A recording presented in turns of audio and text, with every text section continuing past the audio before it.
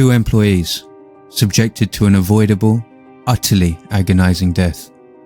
Trapped inside an oven with an internal temperature of 100 degrees centigrade, forced to dodge a slow-moving conveyor belt whilst dry heat was slowly cooking them alive. How did we get here? How were the families treated? How did management escape a prison sentence? How are bereavement damages fit for purpose? And how could this have possibly happened in 1998? Fresha Bakeries Limited and Harvest Time Limited were 2 companies of the same corporate group in the business of making bread and other baked goods at an industrial scale. The Midlands Group had 2 factories, one in Leicester and another in Walsall, part of the larger William Price Food Group, who had registered a turnover of £105 million that year. The fateful factory opened in Leicester in 1800, and by 1998 it employed 400 people. It used 3 bread-producing ovens. Whilst that might not sound like too many for a factory employing 400, each one of these ovens were metal-encased 23-metre tunnels. They operated at 260 degrees Celsius, or 500 degrees Fahrenheit. The dough was placed in tins on a slow-moving conveyor belt, approximately 20 metres long and 3.3 metres wide. Travelling at its fastest speed, the conveyor belt takes 17 minutes to pass through the oven, exiting at the other end of the ominous tunnel. This belt consisted of a number of grids, bolted through metal plates. In May 1998, a grid came off the conveyor belt in oven B and fell to the bottom of the oven. It was eventually decided that this grid needed to be removed, but losing 1/3 of factory capacity just wasn't on the cards. This meant they kept operating the oven at full heat until the fateful day. Chief Engineer Dennis Masters had the specific responsibility for health and safety at the site. He joined in July 1997, and by that time, it was already clear to most that productivity trumped safety. Company bosses wanted the necessary repairs carried out quickly and cheaply. The machine manufacturers said it would take a team of 4 men 12 hours to do the job. The problem for management? Well, besides being averse to the £2,500 cost of getting the manufacturers in, it was estimated that for every hour the oven was down, the company would lose £1,120. Altogether, a potential £15,940 lost. Hindsight has shown us this clearly had a few hearts lagging in management, as they decided to get the job done in-house without any noticeable protests from safety savant Dennis Masters. I'm sure the responsibility of chief engineer meant a lot to Dennis, but ensuring health and safety was airtight clearly wasn't on his priority list. Despite Mr. Dempster noting that a man had almost died in a flour silo weeks before, Dennis clearly took a leaf out of Boeing's playbook and continued merrily ploughing along, perhaps with the fear of a lost bonus on the back of his mind. The next step was for management to coax or coerce 2 able-bodied men into the oven to undertake the necessary repairs. The men chosen were Mr. Ian Erickson, a maintenance engineer with 20 years experience based at the Walsall plant, and Mr. David Mays. David was a boilerman based at the Leicester plant, a kind man who supported his family at all times. He was a good son. If his father or I needed anything, he was there. He used to come, take his dad out for a pint. Both men were distinctly apprehensive about getting the work done. Ian had confided in David and other employees that he wasn't happy about going in. Additionally, David had told friends the night before, "I have a challenge in the morning. I'm going for it. The money's good." It brings me great discomfort to assume this is exactly how the task may have been sold to David. A short challenge for a strong British lad with a healthy payday at the end of it. What David didn't know at that time was that company bosses had agreed to send 2 loyal, long-serving employees into an acutely hazardous environment to save the couple £1,000s of getting the real technicians out. It's fair to say both David and Ian would have been given much less than the £2,500 it would have cost to get the manufacturers to do the job properly. 2 men instead of 4. A job to be done in the morning rather than the afternoon. You might be asking, what else could management possibly have done to save more pennies? Well, I'm sure you'll be surprised to hear that managers decided they could just go right through the entrance hatch into a blistering, dark, broken oven with gaps, all to avoid the cost of removing the side panels. Management were told the oven would need to be switched off for 8 to 12 hours in order for it to cool down to a safe temperature for the two men to go in and retrieve the grid. It is not clear whether manufacturers knew no side panels would be removed, further delaying the process of cool down.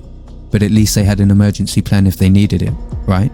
May 16th, 1998. The oven is switched off at approximately 9 a.m. 10 to 11 grills are removed to create a gap which the two men could occupy. 2 engineers are stationed by management to oversee everything, yet unable to make executive decisions. The plan? They would enter the oven under the conveyor belt, crawl along at the snail speed of the conveyor, find the grid and retrieve it. Crucially, they had to keep moving with the gap as the conveyor moved along, or they would be trapped and crushed. 2 hours. Not 8, not 10, not 12. They waited 2 hours before entering the oven. The men were each provided with a thin suit, hat, gloves, and a bit of knee and elbow padding. Prosecuting barrister Anthony Barker QC noted these were simply last-minute thoughts. Industrial fans were set up to blast cool air into the oven. It was suggested one, or both, wanted to see the cup final that afternoon. However, we only have the word of others to go off. No one, including the 2 engineers on the outside, bothered to look at the temperature gauges. Had anyone done so, they would have seen that the internal temperature was still 100 degrees Celsius, enough for water to boil. Each took with them a walkie-talkie. It takes 5 minutes before the men frantically scream into their devices. The oven is too warm! Get us out! Those outside had realized their grave mistake and quickly tried to reverse the conveyor belt, but they couldn't. It was a one-way system. This left only one way out, a grueling proposition considering both were falling in and out of consciousness and still had to keep moving.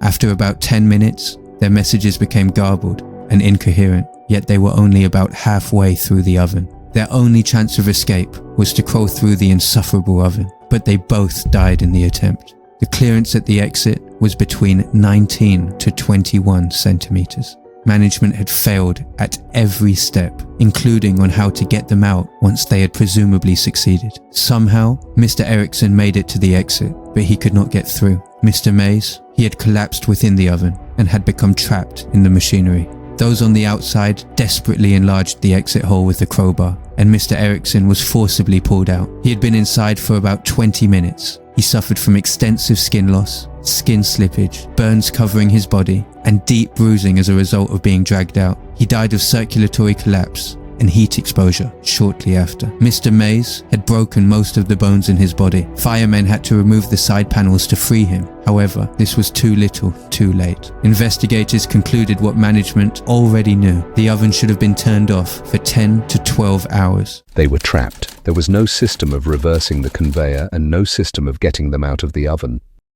At the time, the main criminal offence of which those responsible could have been held liable was gross negligence manslaughter. However, historical prosecutions for gross negligence manslaughter had largely focused on death following medical treatment or care. Indeed, the ingredients of the offence were authoritatively set out in the leading case of R.V. Adomako, a case that involved severe brain damage and later death to Mr. Alan Loveland after an eye surgery went abysmally wrong. Dr. John Adomako failed to notice a disconnected ventilator supplying oxygen to the patient, even after an alarm went off, leading to cardiac arrest after lack of oxygen for 11 whole minutes. In the judgment, Lord Mackay of Clashfern noted that in order to prove the offence, it must be established that A. the defendant owed a duty of care to the deceased, B. that by a negligent act or omission, the defendant was in breach of the duty which he owed to the deceased, C. that the negligent act or omission was a cause of the death, and D. that negligence amounted to gross negligence and is therefore a crime. Prosecutions outside of medical malpractice do seem to now be picking up steam. The recent death of Gogglebox star George Gilby has led to the arrest of a man on suspicion of gross negligence manslaughter. Mr. Gilby sadly passed away from traumatic head and torso injuries after falling 80 feet through a skylight whilst working on a roof. However, at the time of the Fresha Bakeries incident in 1998, gross negligence manslaughter was a particularly tricky offence to pin individuals within organisations down to. largely due to the identification principle, which meant a senior individual who could be seen as the controlling mind of the firm had to be identified as personally guilty of the manslaughter. Naturally, this made it exceedingly difficult to prosecute large organizations where decision-making was diffuse or spread across various levels, meaning the CPS and the courts found it particularly difficult to attribute responsibility leading to a fatality to one single individual. Further, prosecution was challenging due to the high standard of proof needed to demonstrate beyond reasonable doubt that their negligence directly caused the death. There's a high degree of ambiguity and subjectivity regarding what constitutes a grossly negligent act or omission. Was the negligence that caused death so gross that it constituted a crime? Well, unfortunately, there was a distinct lack of precedent against organizations to compare against. At the time, convictions against employers for such an offence were a rarity. Indeed, the late 20th century witnessed several high-profile disasters that highlighted the inadequacy of holding companies and their management to account. Such incidents included the Ladbroke Grove train crash. On the 5th of October, 1999, 2 passenger trains collided head-on after one of them had passed a signal at danger. This led to the deaths of 31 people, with 417 injured, one of the worst rail accidents in 20th century Britain. Despite audits and inquiries pointing fingers at incompetent management, no convictions for gross negligence manslaughter followed. On the 6th of March 1987, merchant ship Herald of Free Enterprise capsized moments after leaving the Belgian port of Zeebrugge, killing 193 passengers and crew. It was found there was poor workplace communication and what was described as a disease of sloppiness, with negligence at every level of the corporation's hierarchy. 7 people were charged with gross negligence manslaughter, but the case collapsed after Mr. Justice Turner directed the jury to acquit the 5 most senior individual defendants. His reasoning? That the various acts of negligence could not be attributed to any individual who was a so-called controlling mind. Whilst P&O Ferries were acquitted of corporate manslaughter, it did help bring the offence into the lexicon of the law of England and Wales. Whilst the prosecution of directors pre-2007 was rare, it wasn't unheard of. In 2005, the company director of a paper recycling business, a Mr. Paul White, was given a 12-month custodial sentence after pleading guilty to manslaughter and health and safety charges. His employee, Kevin Arnold, had climbed into a paper shredding machine to clear blockages, but the machine started, fatally injuring him.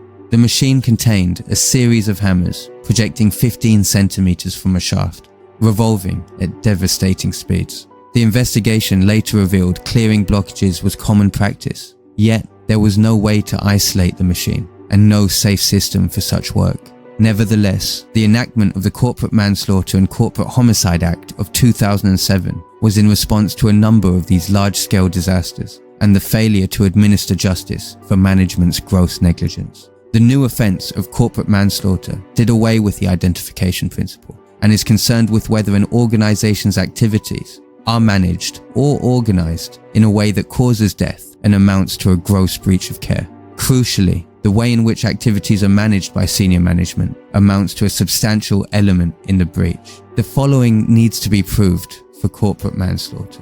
1. That the defendant is a qualifying organization. 2. That the organization owed a relevant duty of care to the deceased. 3. That there was a gross breach of that duty by the organization. 4. That the way in which its activities were managed or organized by its senior management was a substantial element in the breach. And 5. That the gross breach of the organization's duty caused or contributed to the death. Whilst the act came too late for many, thank God for its introduction. It shows that government can respond to public pressure and inadequacy. At a smaller scale, fines for breaches of health and safety for cases heard at magistrates' court are now unlimited, following an update to regulations in 2015. I believe it's incidents like these, newsworthy cases with a clear public interest in prosecution, that risk damaging public confidence in the judicial system most. Employees and their families need to feel protected. They need to feel safe in the knowledge the government will intervene with a heavy hand when gross negligence is clear. Equally, employers need a stronger deterrent than a fine and a slap on the wrist. So, what did happen in the Fresha Bakeries case? Well, a fine and a slap on the wrist. Management were found guilty of health and safety breaches under the Health and Safety Act 1974, Sections 2 and 3. 4 individuals were charged, with 3 ultimately going to trial, whilst Mr. Dennis Masters, the chief engineer, pled guilty at first appearance on the 25th of August 2000. It wasn't until the day before the trial, on June 11th, 2001, that CEO Mr. John Bridson and production director Mr. Brian Jones pled guilty. In my measured opinion, given both directors would have been acutely aware of the nature of the accident by that point, this was shameful. The punishment, or lack thereof, Mr. Bridson was fined £10,000, reduced from £20,000. Mr. Masters was fined £2,000, and Mr. Jones was fined £1,000. This was the price to pay for wrongful death through unimaginable negligence. Finally, there were fines in the sum of £350,000 against the 2 corporate defendants that formed part of the larger corporate group, Fresha Bakeries Limited and Harvest Time Limited. Legal costs of £250,000 were later reduced to £150,000 at Court of Appeal. You heard that right. Fresha appealed both the fines and costs, arguing, amongst other points, that they were excessive given their early guilty pleas, the fact that this was not a deliberate breach, and that Mr. Erickson was a highly skilled worker recruited specifically for oven installation and repair. To appeal, given the 2 lives lost in the tragedy, leaves an exceptionally sour taste in my mouth. Even more bemusing, the bakery argued its fines should be reduced to take account of the impact on their finances. I'm pleased to say that at the Court of Appeal, Mr. Justice Field was not swayed by this. Indeed, all judges, including Lord Justice Mantle and former Recorder of Birmingham, Judge Wakeley QC, regarded it as a very bad case, which, whilst undoubtedly true, seems like a significant understatement. Nevertheless, they found it extraordinary that both Mr. Erickson and Mr. Mays could have been allowed into the oven after just 2 hours. And equally extraordinary, no one checked the temperature gauges. The lack of risk assessment was brazen, I would argue callous, and accordingly, the fines were not reduced. It should also be noted that there is no justification in law for reducing fines purely because of the impact on corporate finances, thankfully. Crucially, it was the measured opinion of esteemed barrister and former head of No. 5 Chambers, Anthony Barker QC, who had, as mentioned, prosecuted the management involved at the time, that had the incident occurred following the introduction of corporate manslaughter, there would have certainly been a conviction, in addition to common law manslaughter, against a number of the management team, drawing a line under the criminal aspect of this case. So, where did that money ordered as fines go, you may ask? To the family left reeling from this horror? To the innocent employees forced to endure and respond to this tragedy? No, it went to the Government Consolidated Fund. Exceptional negligence, egregious loss of life, and families hollow from the pain inflicted by their children's employer. No criminal conviction, no restitution. So what could Mr. May's parents claim for the horror that they had been put through? For the child that they could no longer see nor hold? Nothing.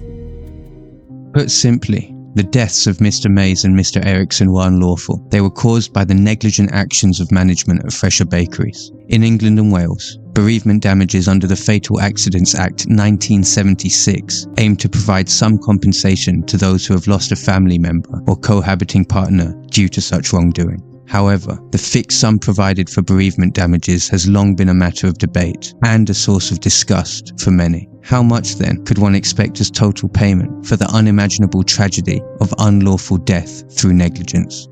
£15,120. You heard that right. £15,120. That's it. That's how much you would be entitled to if your child under the age of 18 or partner you've shared your household with for at least 2 years was to lose their life through negligence. You may be forgiven for thinking that that amount awarded hasn't changed since 1976, but you would be wrong. £15,120 follows the latest update in 2020. Back in 1982, the award was a measly £3,500. So yes, the government has beaten inflation. But cue the fireworks and the frantic celebrations. because not only is the award derisory, insulting, and frankly pathetic, as mentioned, it's also only available to the parents of a minor under 18 or to a cohabiting partner who for all intents and purposes was the wife, husband, or civil partner of the deceased. Can you imagine? Your grandfather might have raised you, your aunt might have been the shining light of your world, but if they were to pass through one's negligent actions, you would be entitled to nothing, save for loss of earnings in the case of dependents. This also sadly applied to Mr. May's parents. Given their child was an adult, they were not entitled to claim any bereavement damages, no matter how pitiful the award, despite the light, support, and hope he had brought both of them. Owen Carey had just turned 18 and was celebrating his birthday with family members and his girlfriend on a day out in London on the 22nd of April 2017. He had suffered with multiple food allergies all his life and was well used to ordering meals to fit his restricted diet when in restaurants. For lunch that day, Owen ordered a grilled chicken burger at a Byron restaurant, which, having explained his allergies to the server and having no other information on the menu to the contrary, he was assured would be plain grilled and therefore safe for him to eat. However, the chicken had in fact been marinated in buttermilk, to which Owen was highly allergic. He only ate a small amount, as he could tell immediately that something was wrong. His breathing became more and more restricted, and he was using his asthma inhaler constantly as he and his girlfriend journeyed to London's South Bank for what was supposed to be the second half of Owen's big day. 45 minutes later, having arrived at the London Eye, Owen collapsed, having suffered a massive anaphylactic reaction. Paramedics and a team at St. Thomas's Hospital tried everything they could, but were unable to resuscitate him. Owen's family has remarkably and admirably pushed through such tragedy to call for a change in the law surrounding how allergy information is displayed and given in restaurants, as a lasting step forward in memory of their effervescent son, with the hope that a simple change in labelling and staff training will prevent any future needless deaths. Owen's law would make the listing of allergens on menus a legal requirement, and I truly hope it can be pushed through Parliament at the earliest opportunity. Whilst Owen's family wished to pursue legal action with a view to donating damages to charity, it is a damning evaluation of our legal system that they would not be entitled to bereavement damages. On Thursday, 25th of April 2024, the Honourable Mrs. Justice Collins Rice awarded £90,000 each to Mr. Blake and Mr. Seymour after Lawrence Fox had libelled them by alleging, via a single word, that they were sexually attracted to minors. Mrs. Justice Rice said the comments were a gross, groundless, and indefensible libel with distressing and harmful real-world consequences. However, Lady Rice also made the explicit point that there was no element of punishment for Mr. Fox in the judgment. The defamed are entitled to an award of money to compensate them for those damaging effects. Indeed, the damages due are purely compensatory. For many unfamiliar with the law, it may be asked why there was no element of punishment for Mr. Fox in damages, what would be known in legal terms as punitive damages, regularly awarded in the US. I would argue this is a brilliant point, but the question strikes at the heart of legal philosophy in England and Wales. In short, the purpose of damages in England and Wales is to make the injured party whole, not to deter future misconduct by punishment, which is seen as the role of criminal law. Our legal philosophy is simply make the claimant whole, no more, no less. English courts are generally conservative in their approach to damages. The focus is on restoring the claimant to the position they would have been in had the harm not occurred.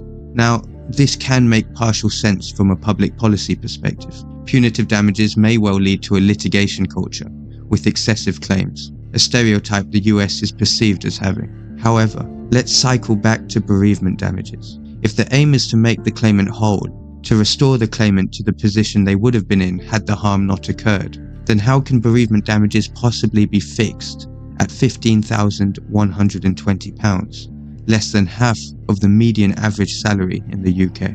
I'd like to tell you I have the answer, but I don't. The government stressed the 15k figure is a token payment for grief that fundamentally cannot be quantified. Indeed, how can one quantify the unquantifiable? I'm afraid to say I take a much more hardline stance. There is no graver injustice than the unlawful loss of life. Why then is the deterrent not a deterrent? Why then is the award so insulting?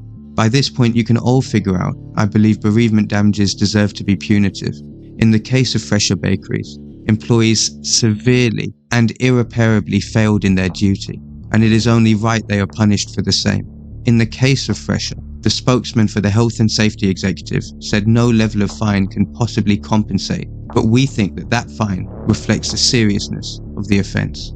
I would argue this is misleading to the public. The fine doesn't directly compensate anyone that deserves compensation. It goes to the government to be spent any way they see fit.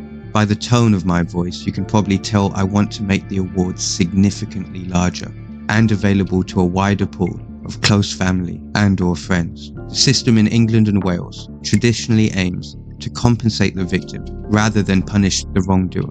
But in specific circumstances, why can't we do both? In Scotland, the law recognises a parent's love for a child does not diminish just because the child is over 18. Similarly, the law also recognises the part a grandparent can play in the life of a grandchild and the closeness of siblings. Thus, cases are dealt with on a case-by-case basis, with judges setting the amounts at levels which best reflect the closeness of their respective relationships. Here, the concept of a principal adult makes sense, with a grandchild able to claim should their grandfather, who took them to school, church, and all else, pass due to negligence. I'd argue that bereavement damages, though distinct from government fines, could be treated similarly to breaches of duty that result in death under the Health and Safety at Work Act, where Lord Justice Scott Baker had noted the penalty should reflect public disquiet at the unnecessary loss of life.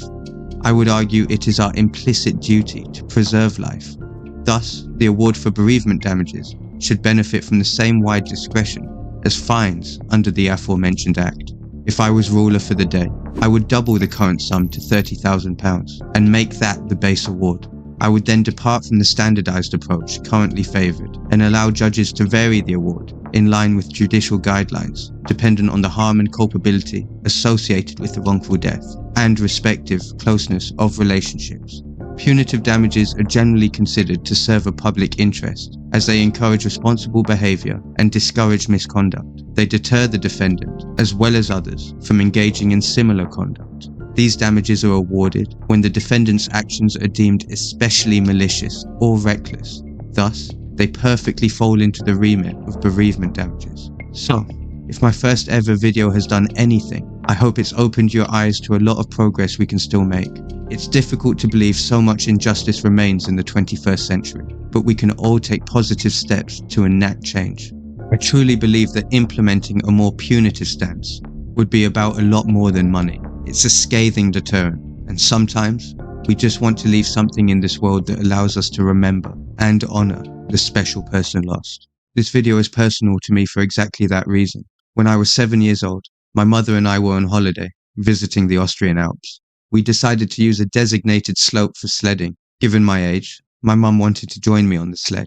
As we picked up momentum and speed, it became increasingly apparent the snow wall at the end of the slope wouldn't do enough to slow down our descent. In fact, it had been sledged down so many times, the wall had developed a curvature that wasn't corrected by the ski resort. By the time we reached the bottom of the slope, it was too late to do anything. We flew straight over the snow wall, meant to stop us, and landed on a concrete road about 20 feet below. Mum pushed me off, and I landed on my side, but unfortunately she landed on her head. After a 3-day coma, she passed away by my dad's side. It was a devastating case of occupier's liability and professional negligence. The damages awarded in Austria were later used to expand an orphanage in Budapest, a lasting memory that I'm sure she would have been immensely proud of. I'd encourage anyone that's made it this far to consider and discuss how bereavement damages are viewed and applied. It's the only way things are going to change. I would also encourage anyone that disagrees to leave a comment explaining why. I'd love to better inform myself with your thoughts and respective positions. Please also call out any areas I may have misapplied the law. It will help a lowly advocate improve. I will leave a link to Owen's Law in the description. It is a hugely commendable campaign and one which I hope makes significant progress. Thanks for watching. If you like this video, I plan on making a lot more focused on the law in the future, most a lot shorter, with a chunk taking a comedic view. So please stick around and hopefully enjoy my editing get better with time.